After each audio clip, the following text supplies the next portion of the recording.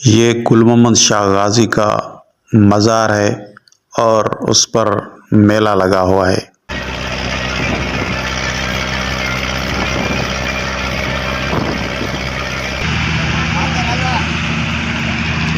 नीचे से ऊपर आ रही है। जनरेटर वगैरह लाते हैं और यहीं पे देगें पकाते हैं, खाने पकाते हैं, खाते हैं और लंगर भी करते हैं, दूसरों को भी खिलाते हैं। यहाँ के लोग बड़े मेहमान नवाज हैं। दूर दराज से आने वाले लोगों को ये इज़्ज़त देते हैं, बिठाते हैं, खाने खिलाते हैं।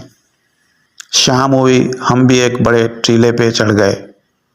ये रेत का टीला है और नीचे शानदार मेला लगा हुआ नज़र आ रहा है और सामने इंडिया के गांव।